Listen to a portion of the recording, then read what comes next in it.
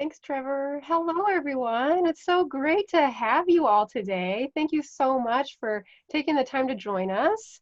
So today we are doing a special session on social media engagement during the coronavirus, and it's a case study in success. And we are joined today by two lovely people from the Eugene YMCA.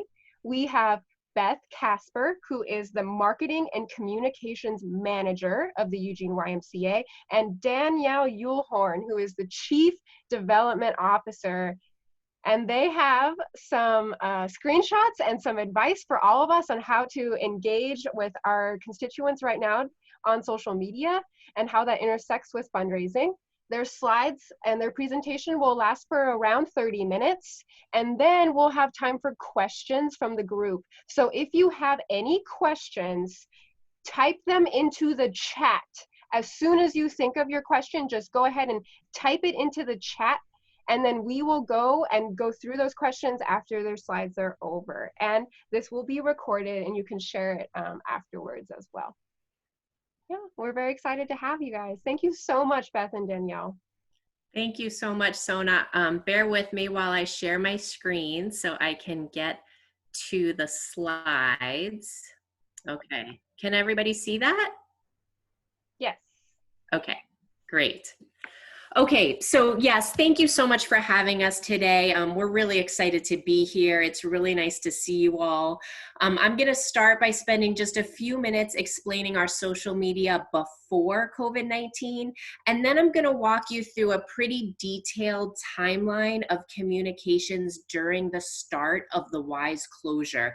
I think you're going to see that the circumstances around the WISE closure in relation with COVID-19 really presented us with a unique opportunity to engage with the public, to kind of spread news about the why, and to continue our storytelling efforts that we really started more than 2 years earlier. I want to be clear, I'm not a social media expert, so I am, as Sona mentioned, the Marketing and Communications Manager at the Y, and social media is part of our communications plan. So I just hope that this timeline and this information is helpful to you.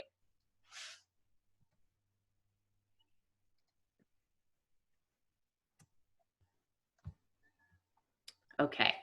So throughout our experience with social media, 3 themes are really worth noting: consistency, repurposing, and opportunity.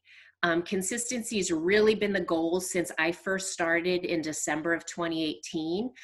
We had already set up platforms. You know, we had a Facebook account, we had an Instagram account, we had a Twitter account, but we were pretty inconsistent in posting to those places. We would still put out big news, but it wasn't a very consistent presence. So my goal was to put a post out every day. We wanted to have 1 post a day at least. You know, it's fine if we had more, but 1 was the goal.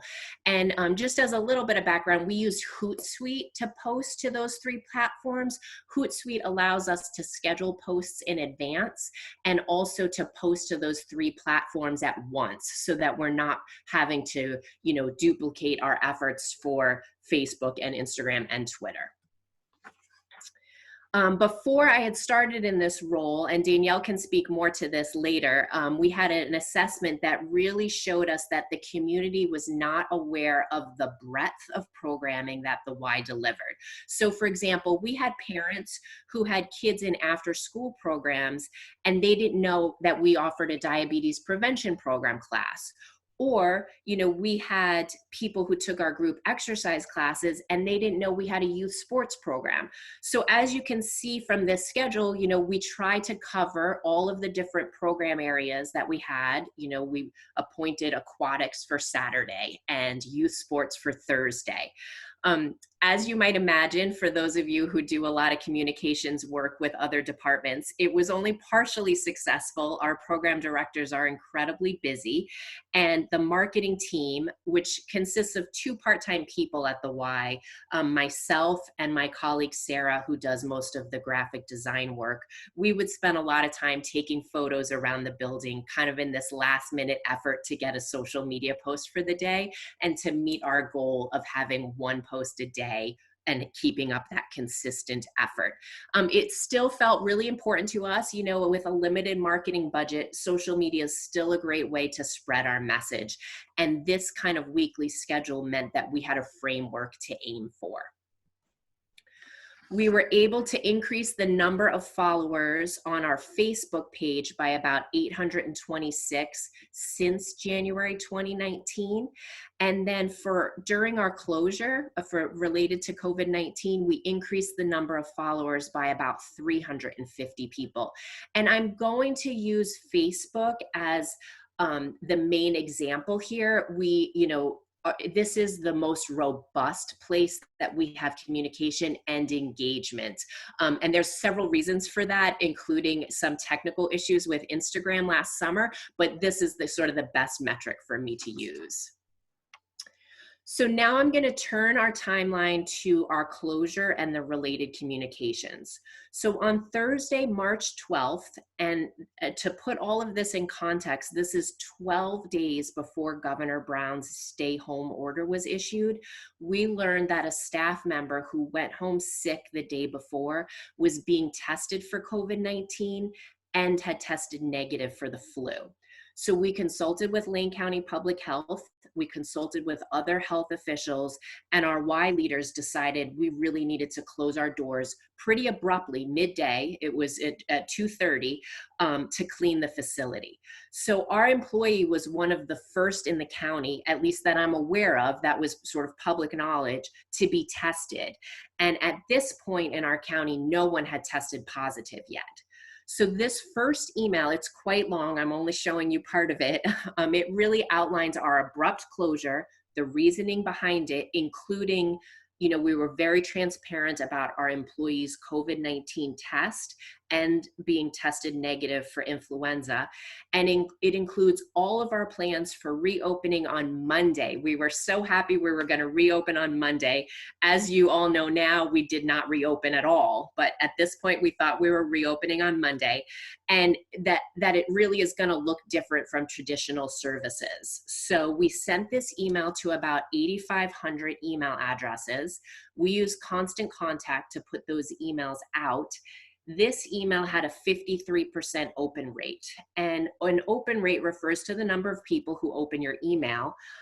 Constant Contact says that most campaigns, most people have an average of 10 to 15% open rate, and kind of a top tier score is 30%.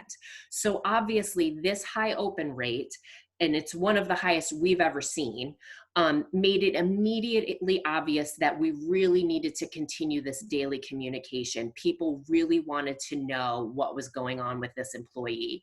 So we plan to follow with daily email updates and follow those daily email updates with social media information. So it allows our members to get the news first from our daily emails, and then we can post it on social media for the public.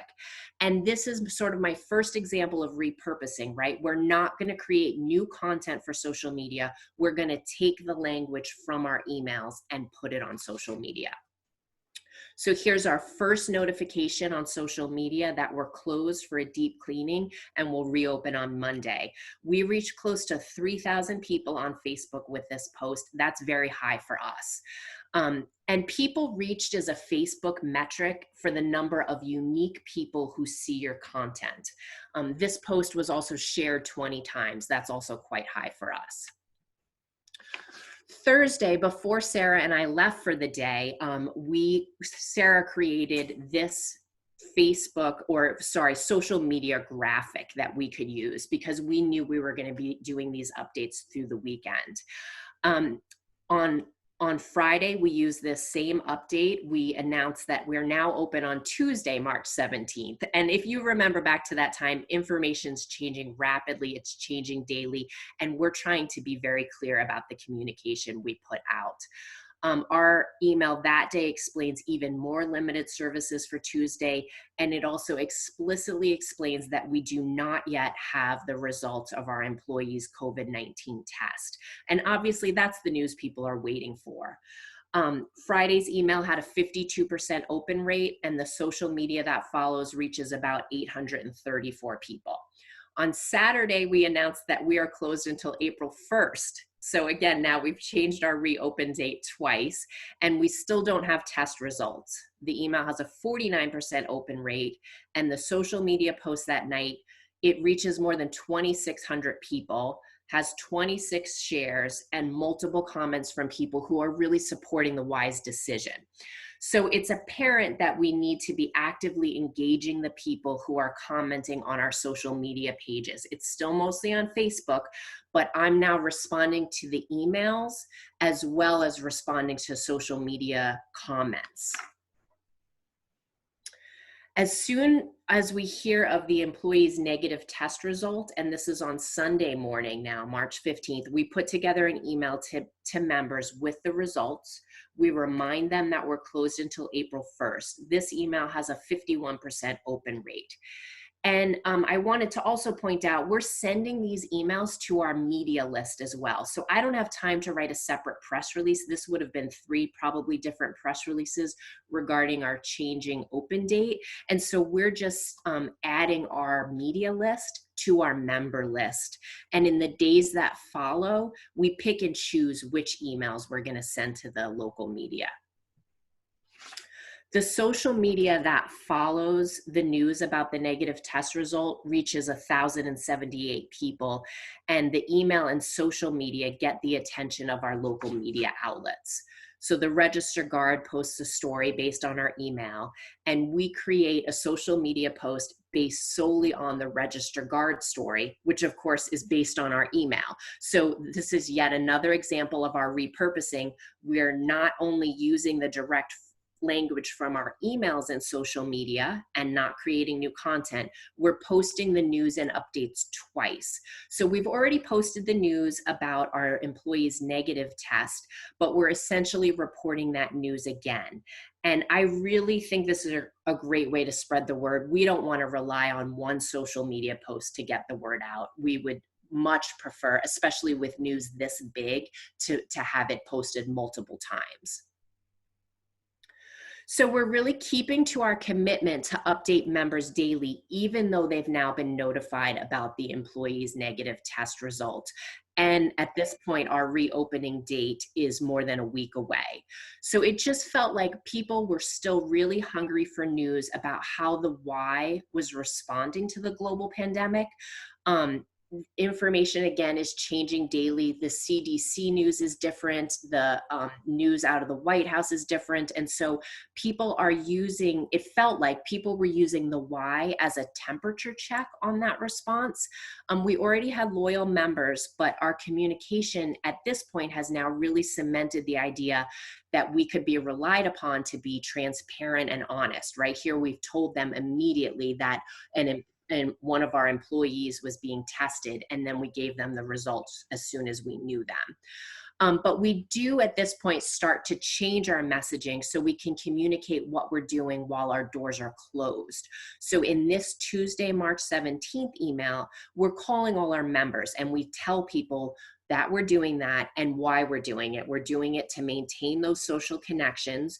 We're doing it to combat isolation. A lot of our members are older adults, and they might have chosen at this point, even without the governor's order, to stay home. And we're checking to see if they need anything. So this is still really early in all of our news about it, but we thought if we got a good handle on what they needed, perhaps that's picking up prescriptions or picking up groceries, we thought we could compile that list and work with other nonprofits to help meet those needs. Our members are very engaged with these emails. So some of these emails, people are replying right away with very long messages back. I'm getting, in some cases, 30 to 35 of those responses back to our emails, and they're writing us regularly. So we end up at this point putting together a Google document that we share with our marketing and development teams of all of the reactions to the emails. And I'm going to get back to why that's important in a couple of slides. Because we have employees in the building also, that helps our communications team. Our communications team is now working from home, and we all of a sudden don't have access to the building to take photos. I mean, obviously we have access to it, but it's just much easier to put a call in to somebody who is working in the building to get some photos. And I just want to put this email in context to what's happening in Lane County. It comes out on the same day Lane County announces its first positive case of coronavirus. Hours after Lane County announced that, they mentioned that a woman who had died on Saturday at Riverbend had tested positive as well for COVID-19. And this is also the same day that the governor issues the order that school is closed until April 28th. So we're about to head into spring break next week, but now school's closed till April 28th. Here's our social media post that follows that email. People really loved our phone calls. The social media post reaches 1,787 people. It has 85 reactions and 12 comments, and it's shared 10 times. And of course, people love the photos of our staff members. You can see down there making phone calls, and our membership director, Carrie, is wearing St. Patty's Day costume because it is St. Patrick's Day.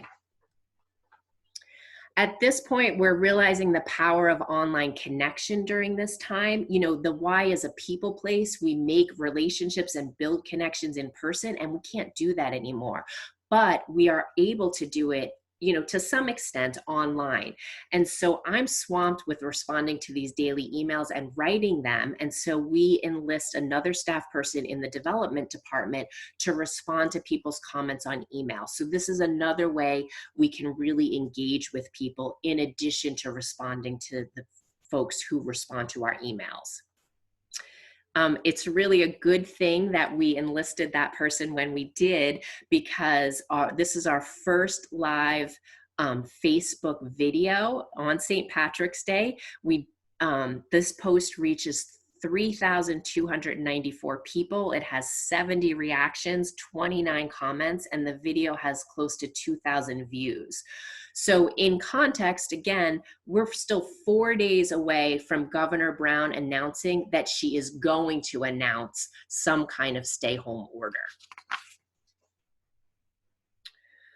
In an effort to keep staff working and physically distant, of course, we're also giving them jobs around the Y in addition to calling our members, right? So while they're in the building, we're asking staff to take photos for us. We reached about 628 people with this post about our lifeguards cleaning the pool area.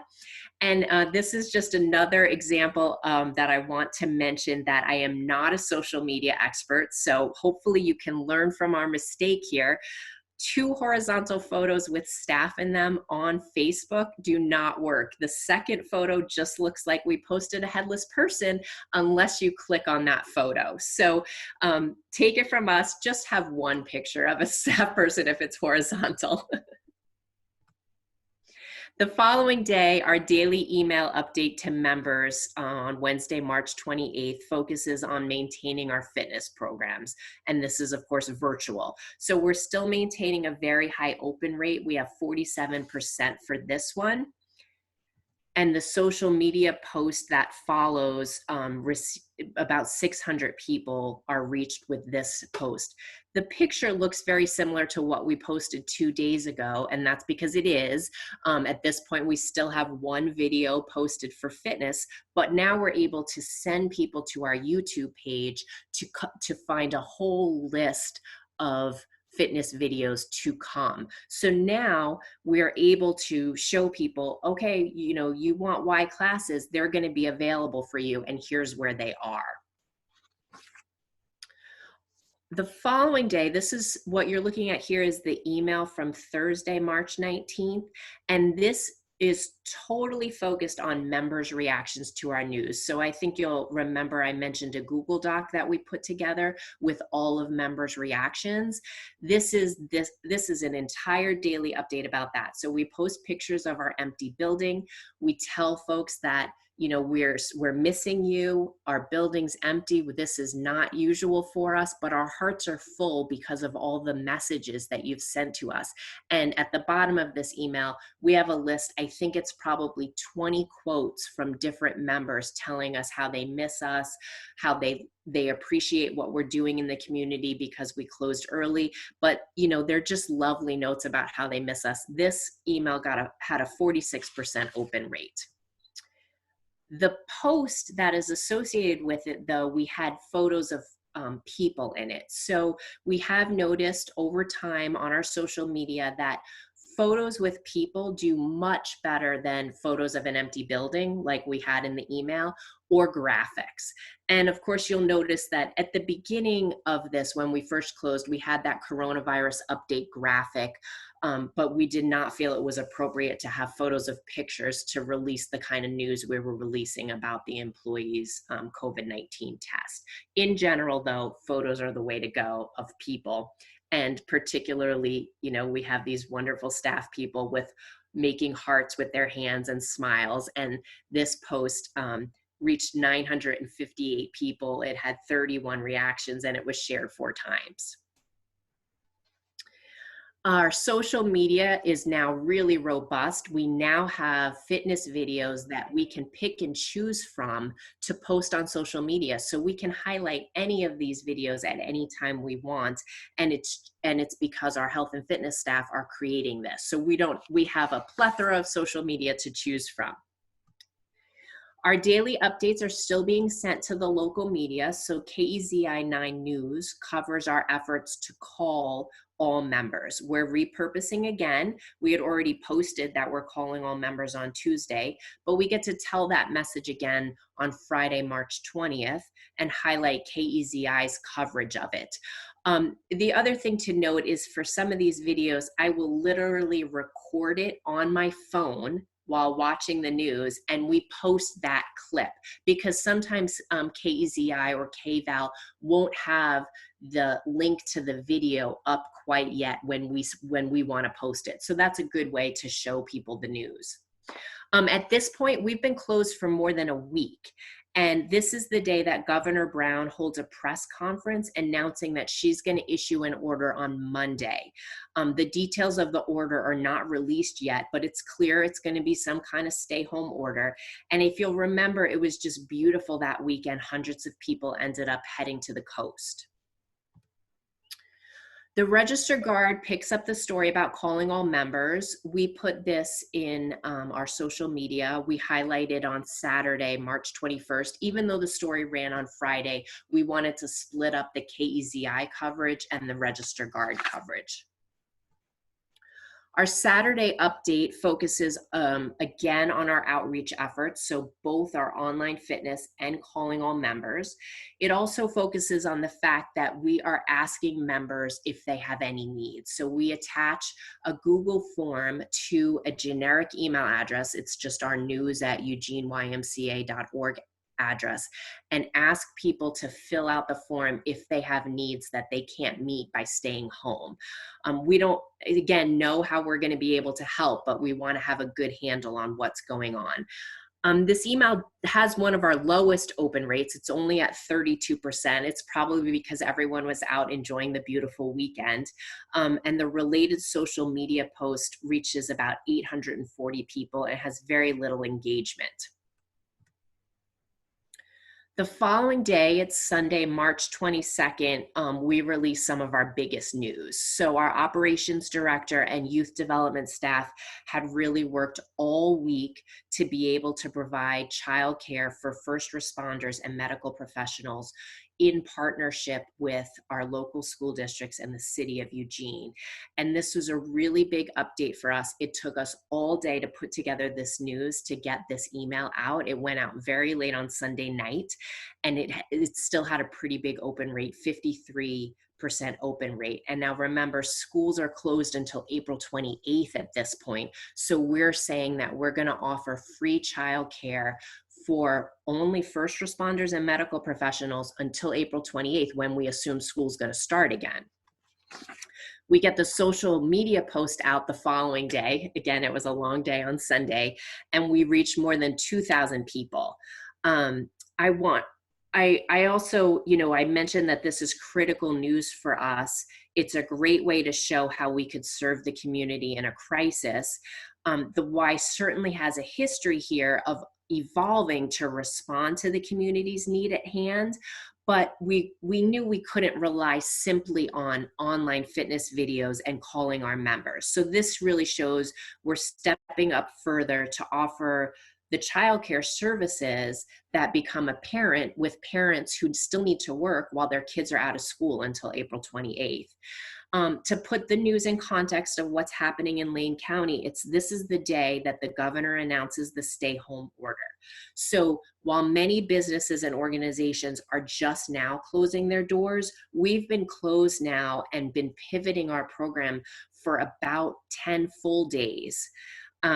And that time frame, at first it had felt sort of unfortunate to us that we had to close our doors so early, but it really provided us the opportunity to plan and develop our response before the governor's order came out.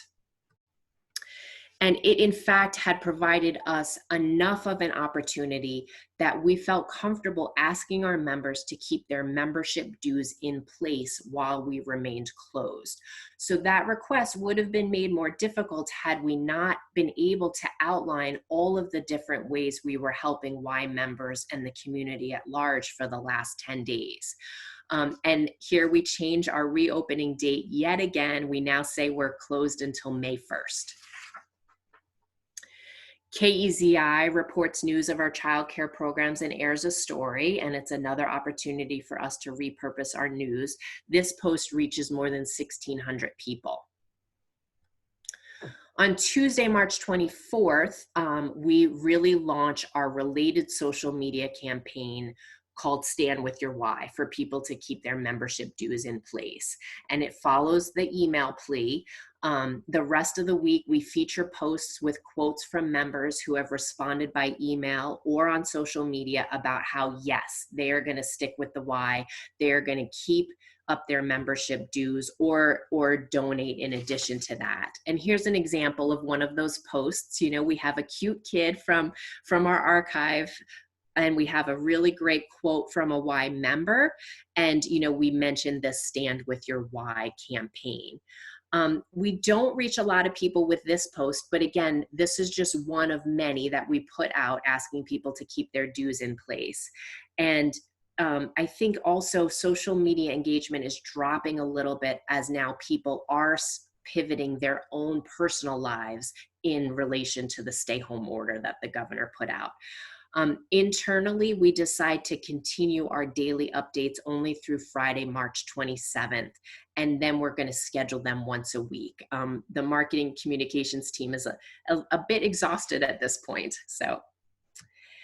We end our daily email updates on Friday, March 27th with this really encouraging, hopeful, compassionate letter from our CEO, Brian Steffen. It has a 34% open rate, and this related social media post reaches 1,264 people.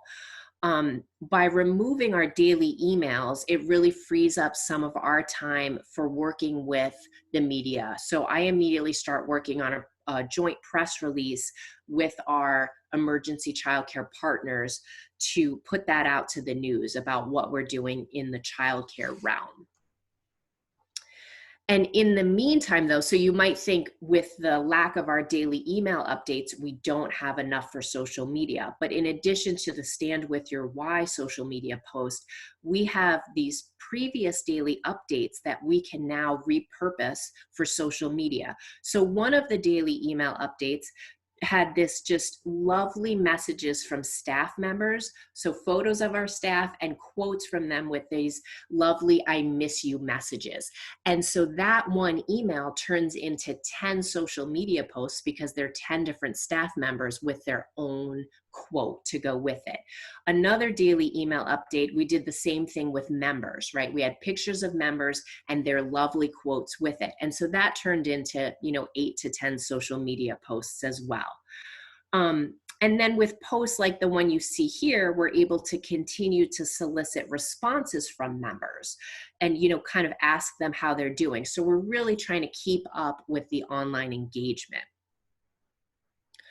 On April 1st, we're able to put out a press release, a joint press release to our partners.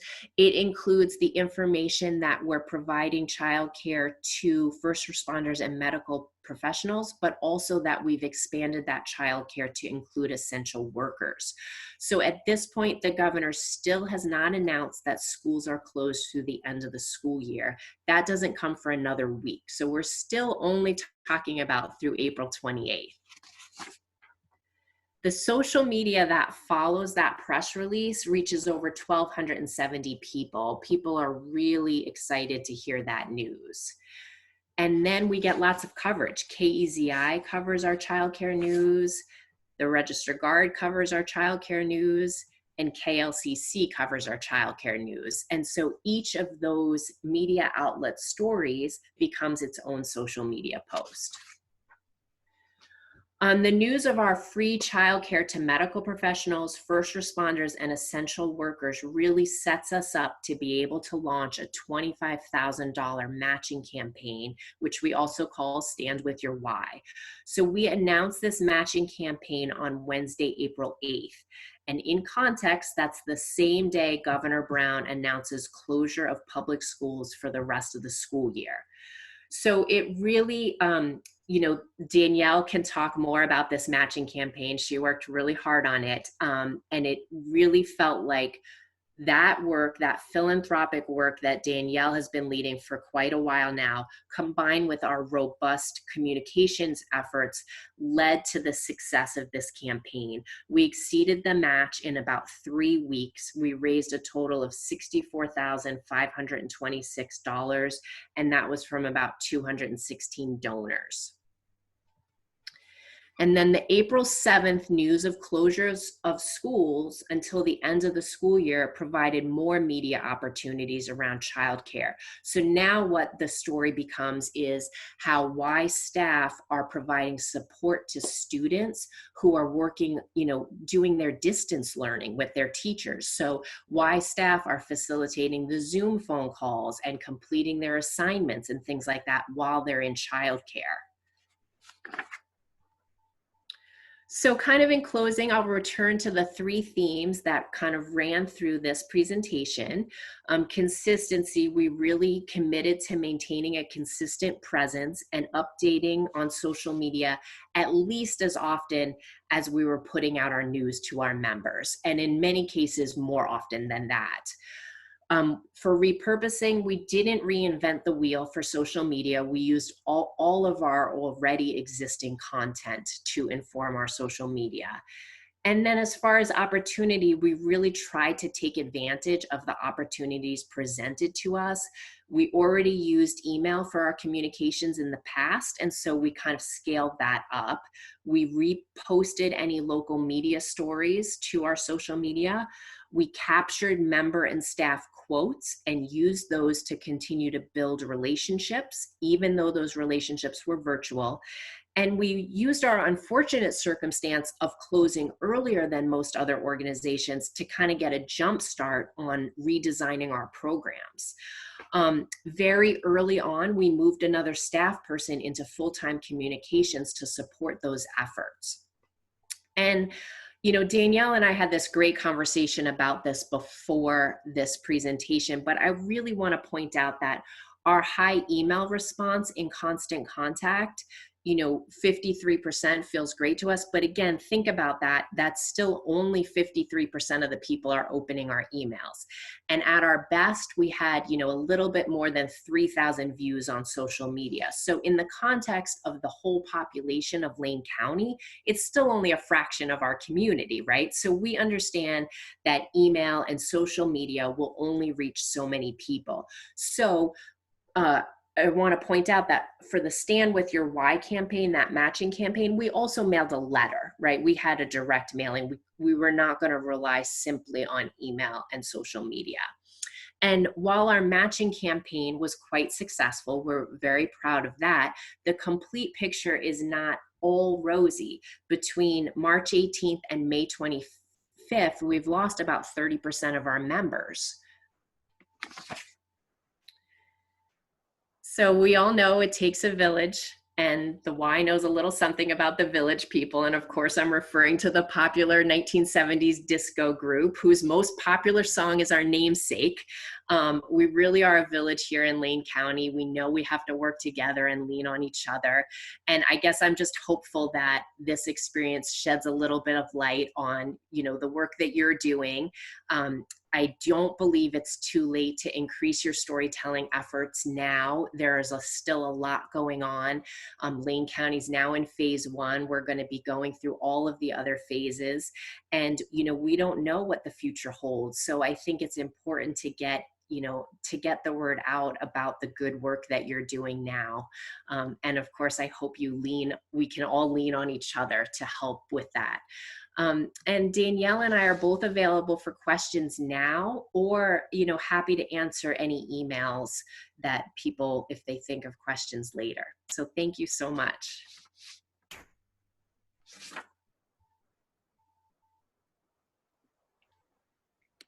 So it looks like there are some questions on here. It sounds like some of them were answered during your presentation. Great job, Beth. Super honored and proud to be able to work with Beth. She comes with a background in writing, and so her skills coupled with Sarah, who's our graphic designer, have just been an incredible pairing.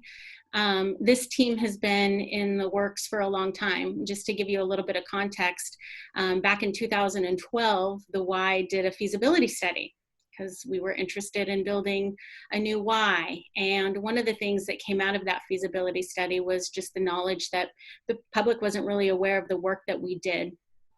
And, you know, we didn't respond as quickly as we should have to that information. So it literally wasn't until a year and a half ago that we were finally able to put the right team together to put the time into the communications. And so the one thing that I'll say is, I know it's very easy to go to Facebook because it's a free, it can be a free medium to use, but I hope you can see that while you may not be paying for that presence, you're definitely making an investment in a team that can invest the time, you know, to devote to it. So like Beth said, we have the 2 team members. They're both part-time, and we often utilize internship programs to bring a 3rd person onto the team to support that social media. During COVID, we really had to pivot and shifted one of our development team members to the marketing team so that they could provide that support. And, you know, Beth, tell me if you have a different insight, but, you know, we really followed our gut and our heart during that time. You know, there isn't really a rule book to how you do this, especially in a pandemic. You know, we're reminded every day, like, we've never done this before. So I think in the work that you do, you know, it's important just to follow what you feel is right. And every nonprofit and organization is different. So the Y is fortunate to have a base of almost 18,000 people throughout Lane County that we engage with, either through facility or programs. So we have kind of, you know, this built-in community that, you know, supports our cause in addition to the broader community. There was a question about, I don't know if it was here or in a previous iteration, about what should you spend on Facebook if you're gonna invest. And so what we have done, and this has all been in relation to supporting the capital campaign, is we have a plan that every month we invest $250 to boost one post related to the capital campaign.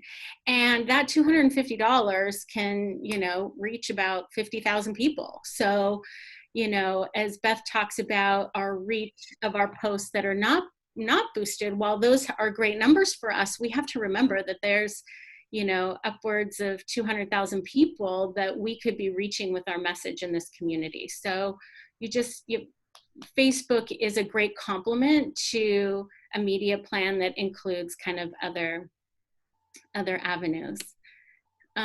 There's a question here about constant contact emails. So, you know, I think, again, everybody's different. We have tried using constant contacts recommendations for when you should send them. In COVID, we've sent them all sorts, you know, 9 o'clock at night on Sundays if we've had to. So I think it just depends on what's happening. Typically, people are, depending on what you're putting out, are very business minded at the beginning of the week. So if you want them to be responding to something, if you want them to have an RSVP for an event or make a donation, you really want to hit people in the beginning of the week, because by Thursday and Friday, people's mindsets have really shifted to what's happening this weekend. And so they're going to be less likely to respond to that type of appeal. So just something to be aware of, and just think about how you go in your day. When are you freshest in the day? It's usually in the morning. And so that's typically a better time. If you do it too late, it gets lost with everything else. So you can really use kind of some common sense in how you choose to schedule those. Thank you so much, Beth and Danielle. I was just going to read a few questions that came in during your slides, just to make sure that we can hear your answers. So we had a question about your development team reposting and sharing your posts on Facebook. So do you see evidence of donor fatigue or constituent fatigue with your daily posts on Facebook? Or was your decision to go reduce your posting a little bit more based off solely staff capacity with your emails and social media? Oh, when we first initially were putting out the daily email updates, you know, it felt like people were really engaged, and but it did take a lot of staff time and a lot of long hours. And so we really needed to eliminate the daily email updates for our own staff workload. But we don't, I mean, Danielle, you should speak to the donor fatigue, but I don't believe having 1 or 2 posts on social media creates fatigue from our members or from the public seeing news about the Y. But Danielle, you should speak to the donor fatigue part. Yeah, I would say we have not been in a situation where we have experienced donor fatigue. I mean, we're pretty mindful about when we launch a campaign, making it brief, showing the impact of that gift before moving on to another campaign. And when you do that effectively, you know, I think it reduces the opportunity for donor fatigue. Social media is also, you know, people can just scroll through it. So no donor fatigue that we have witnessed. Thank you for that. We had a question from a member about if you have any best practices for recycling posts. Do you always have to create new ones, thinking of people who haven't seen your post before? The post on what do you need, like the resources that were needed to the community, seems like a great option, for instance.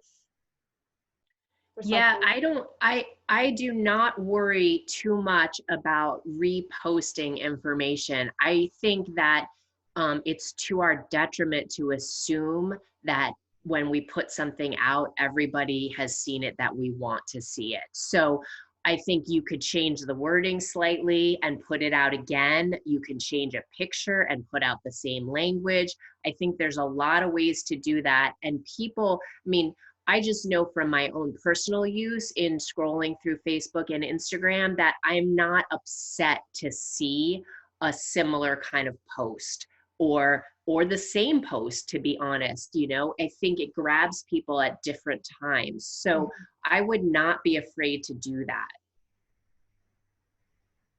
Thank you for that. That's very helpful.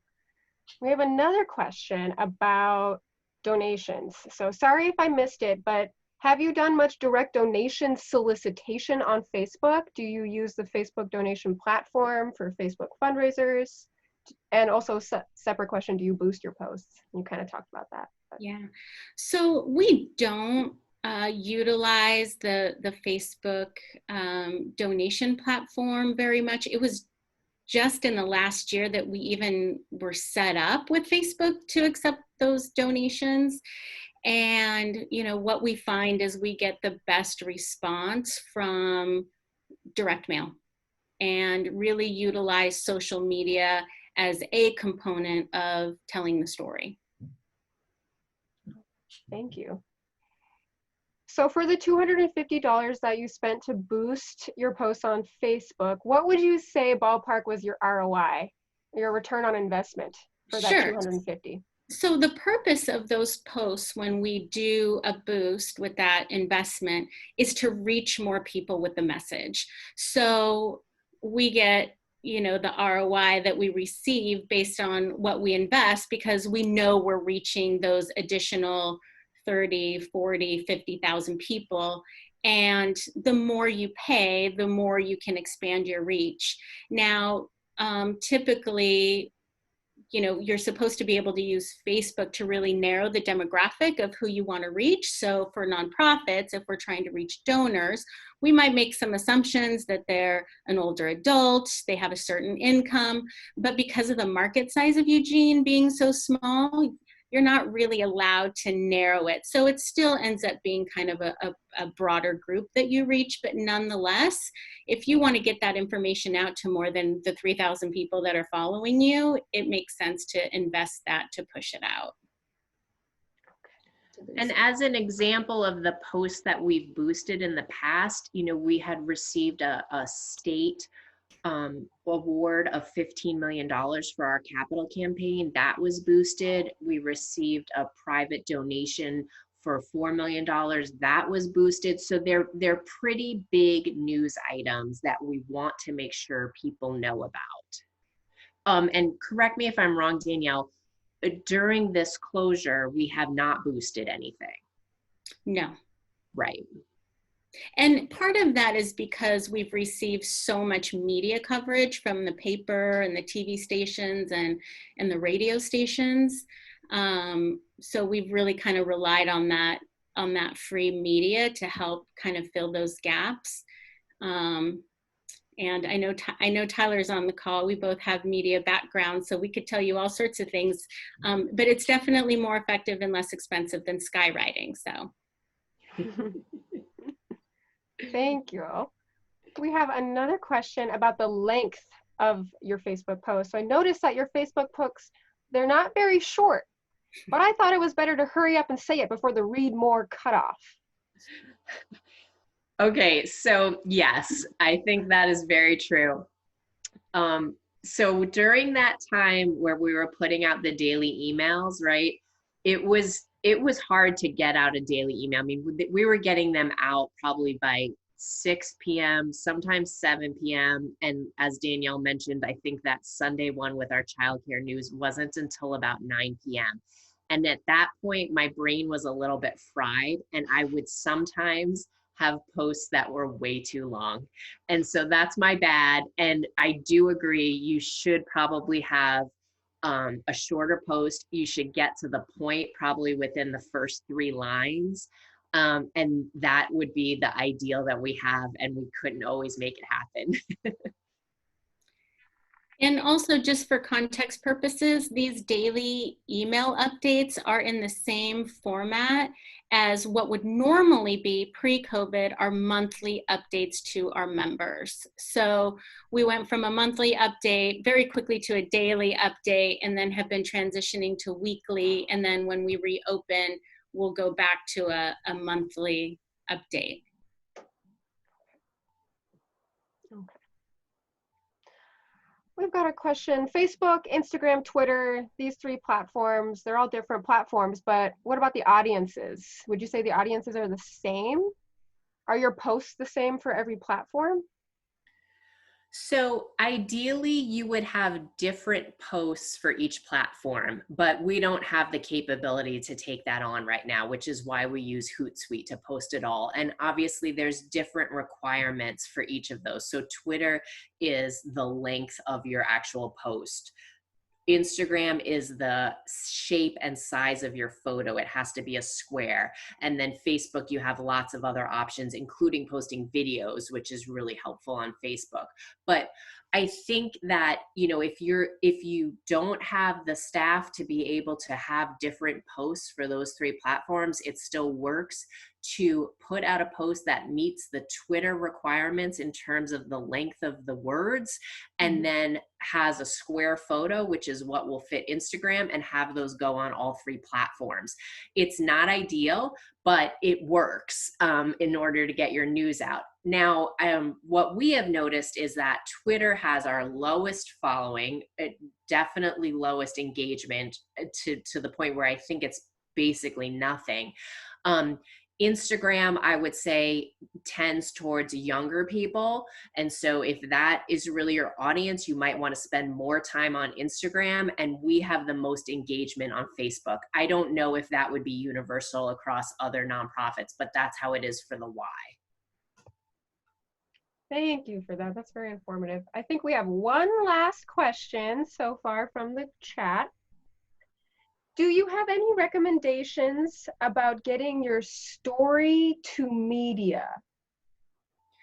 Yeah, so, and that's important. You know, before COVID happened, I had worked pretty hard to build relationships with the media. So I had called different reporters, invited them to the Y, gave them tours of the Y, told them about all of our different programming, tried to make sure they had materials in hand about our programs, and then, you know, called and emailed regularly to stay in touch. And so I do think that you kind of need to do that legwork before just sending press releases. I do know that they get swamped with press releases, and you know, a phone call probably works better, but you probably need to have built that relationship in advance.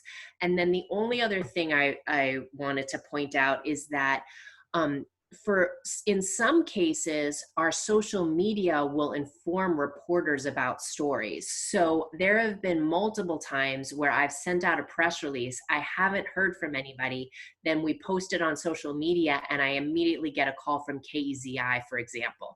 And so it is actually a good way to try to inform the media about your news.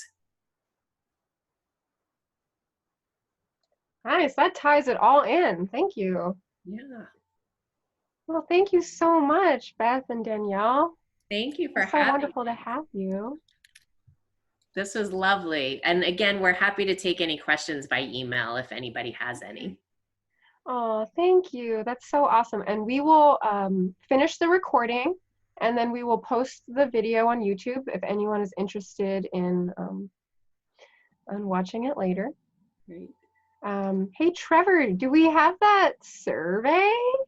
The